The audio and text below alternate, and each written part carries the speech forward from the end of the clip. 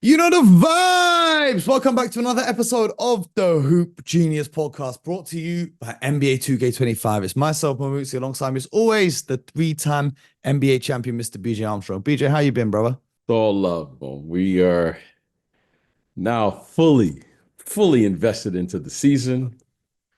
We've seen all of the teams for a couple games. I mean, one game First of at all, first least. of all, first of all, I have to apologize. There wasn't an episode yesterday. Um, I went and got a Yeah. haircut, and the haircut was Oh, so powerful. The camera it was just too much power going into the camera. oh, It was not physically possible to the show yesterday. That's the real reason why we didn't record. Um, okay. Well, you know, so BJ, hey, we've seen every team now. Let's start yes. like this.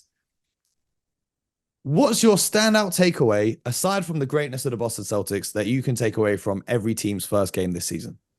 The OKC Thunder are real. Hmm. They are real. When we were talking about this game yesterday, when I was doing my Twitch stream, I forgot that Hartenstein was injured, and I thought that without Hartenstein and without Jalen Williams, not Jalen Williams, the starter, the other one that comes off the bench is a big, and Mm-hmm. without Kenrich Williams, I thought that the Nuggets would win this one, just purely out of Nikola Jokic being unstoppable as he is. But it turned out that Shea and Chet Holmgren are pretty damn good. They had 28, 25 points apiece. Chet had 14 boards, which was a huge issue for the Thunder last season. He was doing work on the glass, and everyone was getting involved. Shea had 7 rebounds. Cason Wallace came off the bench with 4. Alex Caruso came off the bench with 6 boards as well. Um, just a great all-round performance from the Thunder. What was your biggest takeaway from that, though? They look poised now to take the next step, and you can see the purpose, their focus. You know, Shea Alexander is just an amazing player. You can see Chet is now able to play, at least in the first game, through the physicality of the game. Just he plays through it now. You know, he doesn't get bumped off as easily. And that's saying a lot playing against, the reigning MVP. So give them credit. They're going to get Hardenstein back at some point. They're going to settle in Caruso and those guys.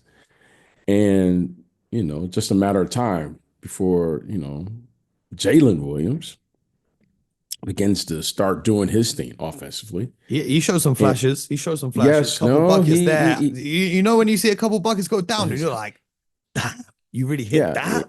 yes. So they looked very focused just from a year ago, and they look like they're ready to take the next step, which is to get to the conference finals and potentially get to the NBA finals. So that's my takeaway with the OKC Thunder. Okay, so here's the thing. They shot 22% from three last night. And most teams that shoot 22% from three lose the game. The Nuggets made 4 3-pointers. Well, they finished with 7, but like 4 whilst the game was like still competitive, really. The Nuggets have got a real problem here because without KCP, you got Christian Brown stepping into the starting lineup to replace him. And as good and as much potential as he shows, he's not the 3-and-D guy that KCP was, right? And we'll talk about Orlando probably in this show.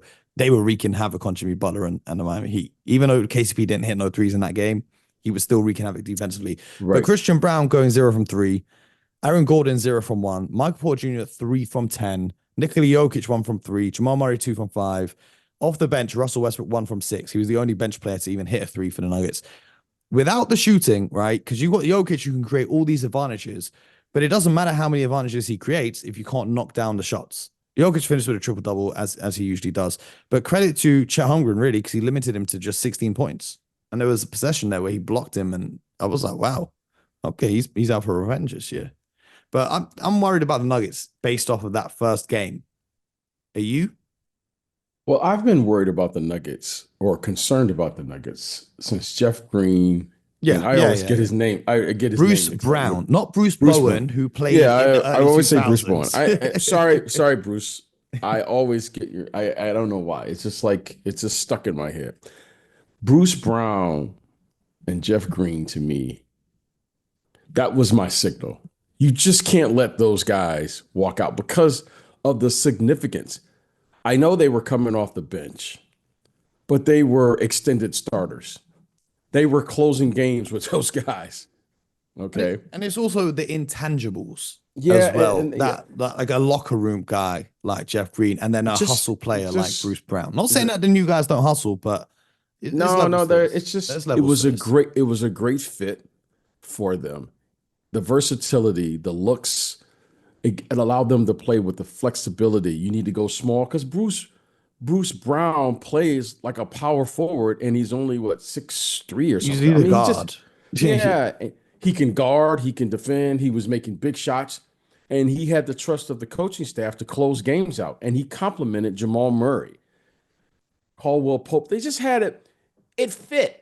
You Yeah, know, it fit. Now, once I saw that, and then Caldwell Pope left, and then I said, okay, they're finished.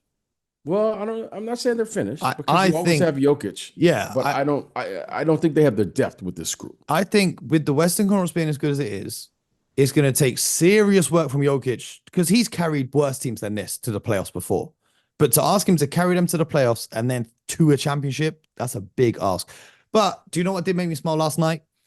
Julius Randle having a bounce Hmm. back game against Sacramento Kings. He had 33 points, 5 of 6 from three, 13 of 17 from field. Anthony Edwards drops 32, and Nasri gives you 19 off the bench. They took down the Sacramento Kings. De'Aaron Fox didn't have the best game of his life. He only finished with 15 on 6 of 14 shooting. But DeMar DeRozan, 26 points in his Kings debut. It was good to see. It was good to see Julius Randle really getting back to it, and the opinions of the Timberwolves fans changing from one extreme to the other after simply 2 games. But the story of last night was from the Spurs Mavericks game, and it was not Mr. Wembanyama, who I was actually very disappointed with last night. Were you? Were One you? of 8 from 3 and just 7'4", bro. I felt like an old head. I was watching him shoot all those bricks. I said, "Get your ass on the block and go to work." But the standout story was Klay Thompson, 22 points, 6 of 10 to go along with 7 rebounds, 3 steals, and an assist. I actually have done a breakdown of that. It's on YouTube right now. You guys can go check that out. But BJ, watching Wemby's performance last night, I didn't really like a lot of the offense that the Spurs had going. But what were your thoughts? With this group, with this team, with Victor, I've said this. What position is he actually going to settle into? Okay. The one thing that again, this is my opinion. All right. Before I tell you what I'm seeing, this is my opinion. When you have a great player like the Victor Wembanyama, you have to coach him with the flexibility that's going to allow him to float. I learned that playing with great players who play with versatility, meaning you have to put them in various positions during the course of the game. What I see now in this first game, and I saw it in the preseason because he didn't play a lot of games. I saw it, I can't remember which game it was in the preseason. I thought to myself, wow, that's interesting. They're only playing him at the center position. Mm-hmm. And then when I watched the game last night, he was playing the center position exclusively. And I thought, that's interesting because he's so much more than a center. Some nights he should be able to play the small forward. Some nights he should, in my opinion, now this is my opinion, he should be able to play the power forward. And then and some nights he will play the center. And I think eventually in his career, as he gets stronger, he will eventually settle into being some level of center. Why? Because he will understand the physicality and he'll have the girth to be able to play that position. I don't think he can exclusively do that now. And it showed, in my opinion. So, Mo, as I was watching the game, you can see clearly that he is stronger from a year ago. Yeah. You can see clearly now that he is physically able to absorb a little of the contact. But to think that he can do this for 82 games plus at just the center position because of the difference of weight, he's not a big man, size wise, naturally, but he is stronger. And I agree with that. Again, just my observation after one game that he should be floating around the court. He should be playing defense from the weak side so that he can cause havoc. He should be allowed to just kind of float around a little bit and be an X factor, in my view, of the game because of the way the game is played. But again, I'm just watching the game. I'm not questioning the coaches or the coaching staff there, listen, Pop knows, what he's doing. I trust Pop, but I just happen to disagree in what I saw from the game one. Now, I think over time they're going to start moving them around the court. You're going to have to put different combinations. When I look at their team, with the exception of him, they're not a really big team. They're actually kind of small. Their backcourt was tiny with Champagny and Chris Paul as your two guards. Yeah, I just thought, like you have to play through the strength of your best player. The strength of Wembanyama is his versatility, his size. So I think that what he should, or they should, try to figure out how to play with him and allow him to have the versatility that's necessary to take advantage of his greatest strength, which is his ability to be versatile, play a variety of ways during the course of the game. And every game, try to figure out your mismatch with Victor Wembanyama. Try to figure that out. That would be my strategy. Well, this is what OKC have done, getting Hartenstein to play the 5 so they can slide Chet to the 4 eventually. I would have been, if I'm the Spurs constructing this roster, I would have got a bruiser that can play the 5. Yeah, and allow Wemby to not have to, because you've got to think about, like, Gafford's there, which is he's a good defender, and then Derek Lively's giving him hell when he comes in off the bench. So this guy's at the 5. He's not catching a break. But we got a comment, actually, a comment that was quite popular, because BJ, everyone in the world now knows that you are the president of the Wembanyama fan club. Yes. So yes. Ryan Corbett says, I really want to see what BJ had to say about the no-look Luka pass over his golden boy Wemby, in quotation marks, and also when Luka stopped Wemby down low, followed by Derek Lively throwing it down on the other end. Laughing emoji. Okay. This is the NBA. Everyone's going to get dunked on. Everyone, these are phenomenal players. This isn't like your local pickup game. You're playing against Luka Doncic. And if it was my local pickup game and I saw Wemby, I'm turning around and going home. I ain't trying to guard him. So I expect that. I expect great things. These guys are really, really good. And so that's fine. Luka Doncic, he pulled a chair from up under him, stole the ball. That's going to happen. Luka's young, but he's a veteran. You got to understand that. He's a veteran. You know what I mean? Luka has a lot of professional experience. Okay. I remember watching that young man when he was about 16 or so. Probably wasn't even 16 playing. 16, he played the Celtics in a preseason game. Yeah. So it's going to happen. But you know what? Thanks for watching. But I'm sure I will have my moments. Oh, yeah. Victor is going to do something, and we'll go. I think the Spurs the Spurs need to find a center. That's my opinion. That's my take. The Spurs need to find a guy. Like I said about Steven Adams recently, they need to find someone that can come in and screen and rebound and let do Victor the dirty work. Because if Victor's not going to play as a center and he wants to stay on the perimeter, shoot 8 threes in the game, you got to have a big. Because if Victor's out there shooting threes, as crazy as he is, he could probably still get those offensive rebounds. But it would help to have a center there. But the night of action that we missed and we didn't get to talk about, the one game we were split decision on was the Magic and the Heat. And what a game that was. The Orlando Magic simply destroyed the Miami Heat. Jimmy Butler went 1 for 8 from the field. Bam Adebayo went 1 for 5 from the field. So that Miami's star duo combined for 12 points.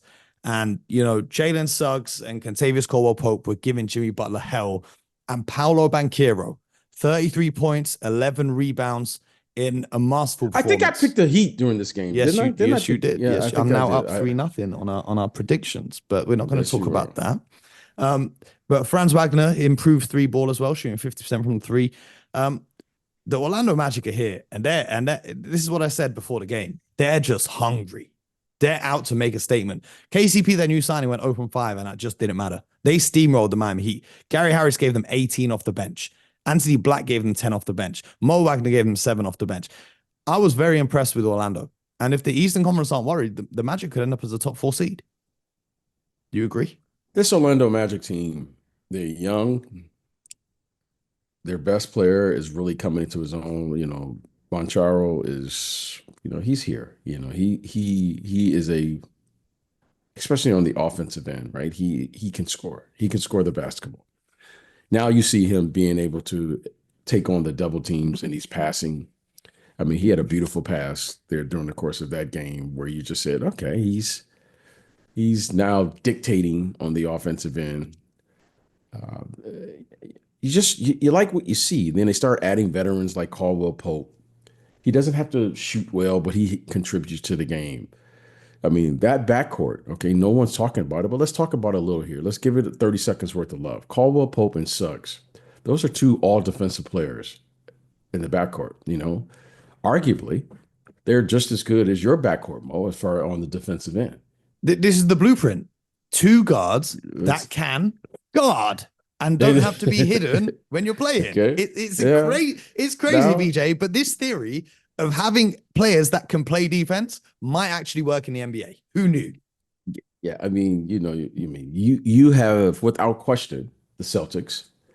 White and I think White and Holiday are better. And Holiday, yes, White and yes. The Magic aren't far behind. But Suggs and Caldwell Pope, hey, that's pretty good. All right, so let's start there. And then you have Wagner, Boncharo, Wendell Carter. That's pretty good. That's really good, actually.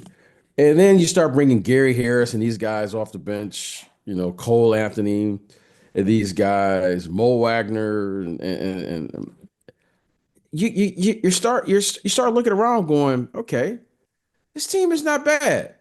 Mm-hmm. When I say not bad, I think, Mo, they've quietly gone about and they're in the upper echelon of the Eastern Conference. It's like one of those teams this is that the you really thing. don't want to play. The defense is elite. The scoring is the issue last year. They had some stretches, especially in the playoffs, where they couldn't score the basketball. But if Paolo and Franz are stepping into their own like this, and what we've seen in game one continues throughout the season, they're going to be a serious problem. BJ, whilst I've got you here, our resident Detroit Pistons fan, game one of the season. Yeah, look at zoom in on BJ's face. See how he reacts. Yeah.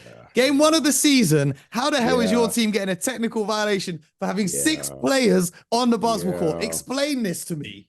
Explain this to me. I sent the bat signal out to Detroit and said, okay, losing doesn't bother me, but you know what does bother me is when you beat yourself. Yeah.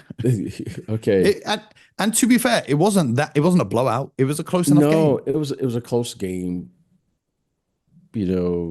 Cade, had a big game. Jaden Ivey, by the way, looked like he's really ready to. He had kind of I don't know if it was a sophomore slump, but he wasn't playing extended minutes last year for whatever the reason. It's called Monty Williams. Yeah, whatever the case was. But he looks back. He looks healthy, and he made some really exciting plays. But there was a tough loss. It's like one of those. It's one of those losses where you go, and I don't want to be right here where you say, oh, here we go again, because it was just. The energy it didn't feel good after we lost that game. But, I saw some things, Tobias Harris, I think it's going to give them some veteran stability. And, he started well, and then he just fell asleep. Yeah. So, but I watched that game too. I was a little disappointed. My son, my youngest son, he if I like Team X, he's going to root against them. So he sat there and was kind enough to watch the game with me. And it made him really happy that my Detroit Pistons lost. Well, it doesn't get any better because your next game is against my Boston Celtics. So we'll see that on Saturday night. But that's not good. To end this show, let's pick tonight's winners. Okay? Okay. The battle of the 0-1 teams, the Sixers and the Raptors. No Paul George and no Kawhi and no Embiid. Sorry, I'm picking the Sixers. Did you see the Raptors in their home opener? Yeah, I got to figure out what's going on up there. They lost by 30 in their 30th anniversary game, which was pretty poetic. Something doesn't feel right to me up in Toronto. I'm going to watch them. I think was it Cleveland who they lost to? I can't remember who they lost to, but it was someone. Yeah, Mobley absolutely pick them apart, which is we're going to talk about that as the season. Yeah, I'm gonna say the 76ers. I'm gonna pick them in this game. I'm gonna pick Tyrese Maxey. And I want to say this. I know it's just one game, But Scotty Barnes, if I remember correctly, only had like 6 or 8 points or something. Yeah, Can you look that up real he quick? had a real tough game in that one. He finished with just 9 points, 6 rebounds, 5 assists, 3 of 14 from Okay. the field. Yeah, so I don't know what's going on up there, but we need to figure that out. They had a real tough one. But the next game, well, actually, my pick for that one, I hear what you're saying, Tyrese Maxey, but I'm gonna go with the Raptors on this one purely because Okay, they're at good. home, and I think both teams are bad right now. So I'm Okay. just gonna give it to the home court advantage. I've got no real There you logic go. for it, but you can't get whooped by 30 in your season opener and not come back strong. You know what I mean? Uh, The Nets and the Magic, it's got to be Orlando, right? yes. The Pacers and the Knicks, and this is gonna be a spicy one if you remember the I'm going to pick playoffs. the Knicks, Yeah, but I'm already saying this is a must win for the Knicks. the must This is a win for must the. You get. can't go 0 2 Listen, against the two. you can't go 0-2, especially in the way they lost game one. Okay, you played the Celtics, you lose, but it was a close game, or you were within striking distance. But if they lose now to the Pacers, I think the Knicks fans, the only thing that's going to save the Knicks at this point of the season is that the World Series is there, the Yankees, Baseball, yeah. baseball. But if not, and they started getting back to talking about the Knicks, this is going to be tough. So I'm going to pick the Knicks because it's a little early. 2 games into the season, they're already calling for people up there. So Yeah. I'm going to pick the Knicks Yeah. so that we can avoid that. Yeah, yeah. I'm gonna text OG and tell him I'm picking the Knicks too. The Hornets and the Hawks. The Hornets really impressed me in their season opener. Brandon Miller picked up a little knock. I don't know if he's playing. But LaMelo played well. Charles Lee doing a great job coaching them. But the Hawks also won their season opener. So who you got? I got the Hawks. Hawks. Yep. Yes, I got the I'm Hawks. going with the Hornets. Okay. Actually, is Brandon Miller playing? Because then I'm going to change it to the Hawks. That's my Okay. determining factor. I'm not sure. Hopefully he's okay. I mean, he had a great dunk in that game as Yeah. well. He had a great dunk. So, but I'm going to pick the Hawks. Bulls, Bucks. Pretty simple. Bucks. Yeah. Grizzlies, Rockets. Now the Rockets were the only team to let us down in their first game. Everyone else was predicted correctly. I'm coming with the Rockets. I'm coming with the Rockets. Rockets at home. Yes. Yeah, because I know Ime's letting them hear it, and this is going to be a big game because this is like a potential maybe playoff matchup against the Grizzlies, who Ja Morant came up clutch for them in their win. The Warriors and the Jazz. Warriors. Jazz at home. I'm gonna stick with the Warriors for now. But it wouldn't shock me if the Jazz came away with a win there.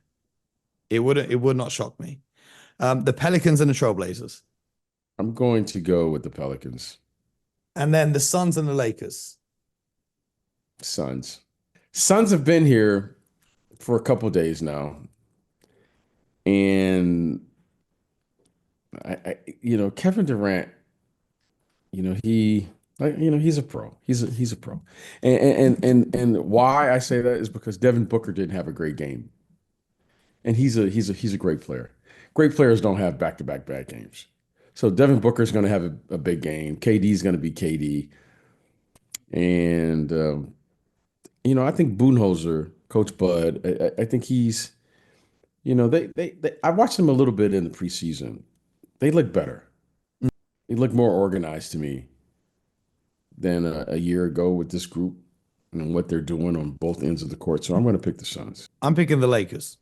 Okay. Because number one, have I looked at the wrong day? Oh, no, that's fine.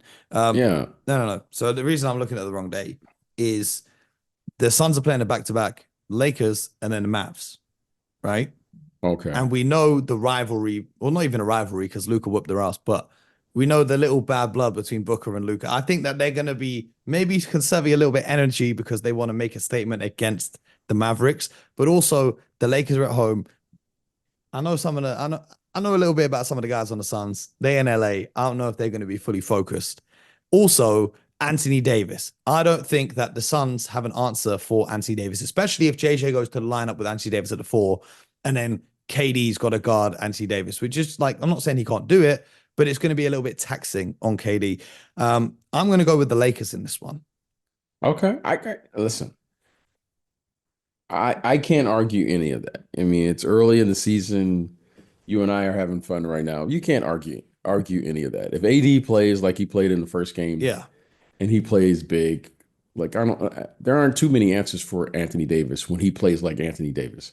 So I understand. I mean but I'm going to pick the Suns though. Okay. Well, time will tell. We'll be back here on Monday Wait a after the minute. What weekend's about action. I know my Pistons play today, don't they? No, they play We on didn't go. Saturday.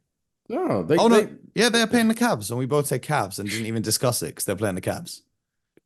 Oh yeah, don't hey, Do you want to don't give discuss them. it? You want to discuss it? No, I don't. I just hey. We're part of the NBA. We are part of the NBA, Mo. We already covered them. Oh, Pistons, okay. Cavs, and we both say Cavs. Okay. Just want to make So, sure. so yeah, no, don't worry, don't worry. Do you know what though? I actually feel really bad for James Wiseman, who tore his Achilles in his first game of the season. It was Oh, absolutely I just was hoping it was like I was calf strain. I'm rooting for that kid because he showed so much Yes. potential. The Warriors were not the right fit for him, and he's trying to figure it out. And then to get a torn Achilles is absolutely horrible. The one thing we No, haven't spoken about though is, and I think we got to no. wait for Scott to speak about this because this is one of the most insane things I've read. Kawhi Leonard's personal trainer is suing the LA Clippers for illegal medical practices, so on and so forth. Um, like everyone was wondering why there were those random pictures of Kawhi Leonard in Costa Rica over the offseason. But it turns out Costa Rica is one of the number one places for stem cell implants and various other things. We're going to get into that next week because if you actually read the details of the case, it's absolutely insane what the Clippers are being accused of. And if all of these allegations are true, then they're going to be in some serious trouble. So we'll get into that next week. What are they being accused of? Illegal medical practices. So Kawhi's trainer wanted him to take 720 days off after his most recent ACL because of his injury history. And he said he's not going to be able to be healthy in the next 720 days. The Clippers said that's not acceptable. He needs to play this season. And then they forced him to play. And that's why now he has the swollen knee and it keeps swelling up and he can't do anything with it because he had to rush back from another ACL. Also, a few other interesting things from the case files, just real quick. The Clippers executives were at 75% of Raptor games when the Kawhi was on the Raptors, which is some level of tampering that is going to be investigated.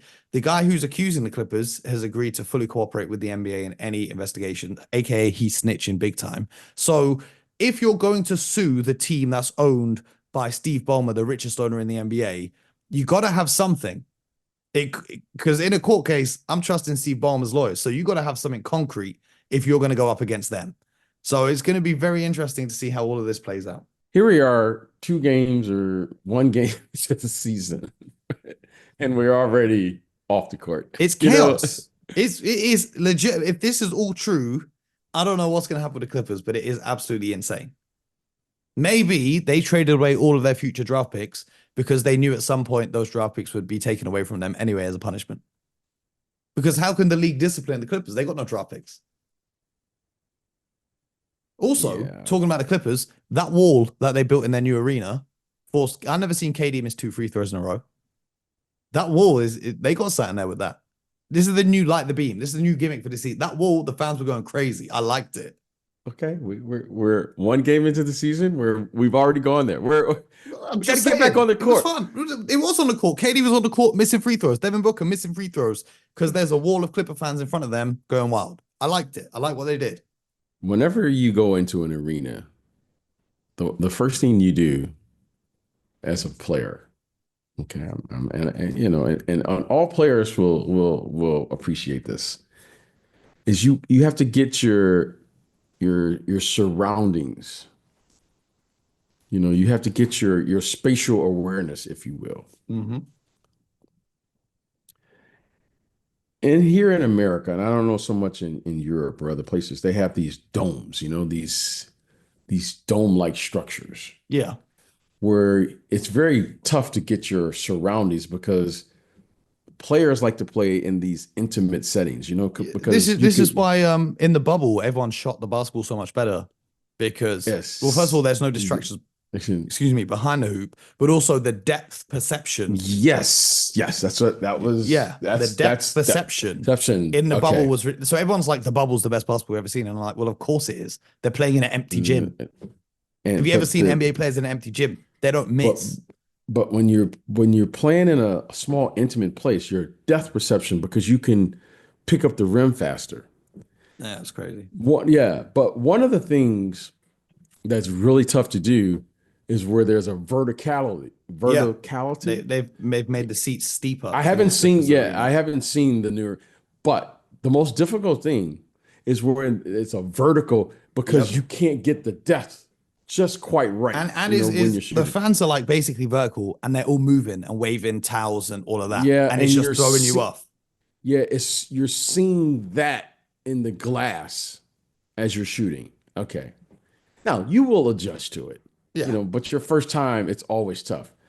And when you play in these dome structures, this is what you see because of the height of the fans as they're sitting as you're shooting. So it's much harder to pick up the rim because of, you know, there is glass behind there, Mo, when you're shooting. So it's great. Love the gimmicks. However, these are professionals. Okay. And that's what we say, Mo. It's the NBA and everyone makes the run. So right now, the fans and the arena is making a run. I can assure you, as players play in that arena, they're going to pass on to their guys because they're all communicating. Hey, man, when you play here, this is what you're going to do. And I can assure you, it will not be a problem as time goes on. But I think it's a really cool feature. The fans enjoy it. They're engaged.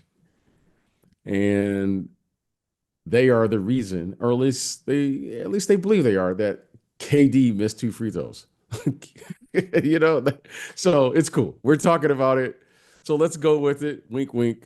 Have fun with it and keep this train moving. All right. Well, that's another episode of the Hoop Genius podcast. We'll be back on Monday. We appreciate you guys.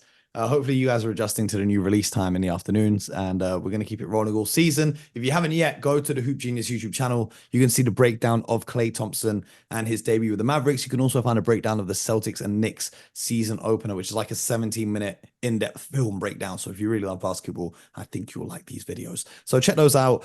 Check out the Twitch as well. I'll be live on Twitch over the weekend. And until next time, you guys know the vibe. Subscribe, YouTube, Spotify, Apple, wherever you get your podcast from, and get buckets.